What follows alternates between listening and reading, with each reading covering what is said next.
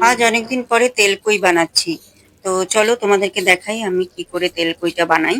আর তোমরা কিভাবে করো আমাকেও কমেন্টে দেখো জানিও। দুইজন তো এই মানুষ দেখো কত মাছ দুজন নিয়ে মানুষ এসেছে, কতগুলো দেখেছো? মাছ এনে ইলিশ রেখে মাছ দিয়েছে। আর তো যাই হোক কাতল, আজকে বাবা চিংড়া আসবে তাই কাতলগুলো। মানে মাছ হ্যাঁ, দুজন মানুষ রেখেছে। এত মাছ ঠিক খাওয়া আছে। যায়?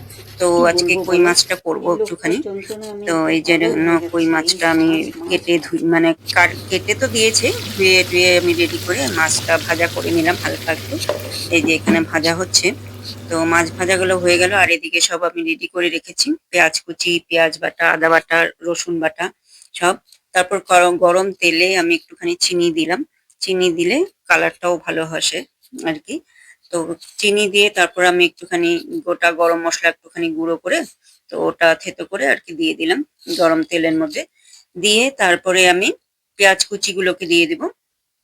এই যে পেঁয়াজ কুচিগুলো দেওয়ার পরে তারপরে আমি টমেটো কুচিটাও দিয়ে দিব, দিয়ে একটুখানি পেঁয়াজগুলোকে একটুখানি কষিয়ে নিয়ে মানে ভাজা ভাজা করে নিয়ে আর কি। তারপরে আমি পেঁয়াজ বাটা, আদা বাটা, রসুন বাটাটাও দিয়ে দিব আস্তে আস্তে।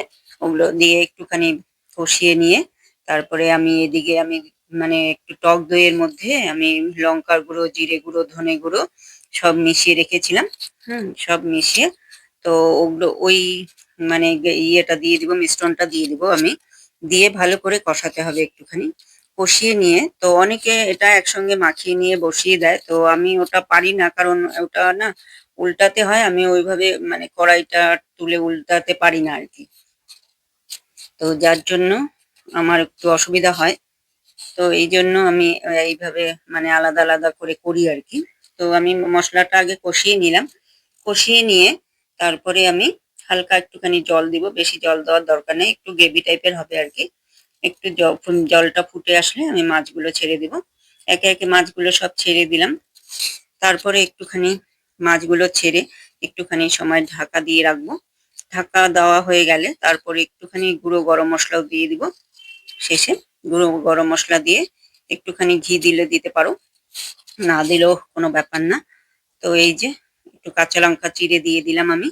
তারপরে ব্যাস হয়ে যাবে, একটু সময় ঢাকা দিয়ে দিব, তারপরে আমার রেডি হয়ে যাবে। আমি না ওই যে কড়াই ধরে এরকম করে উল্টায় না, ওটা না উল্টাতে পারি না, তাই মানে এই যে এরকম একটা একটা করে আমি তুলে দিচ্ছি, উঠিয়ে দিচ্ছি একটা একটা করে।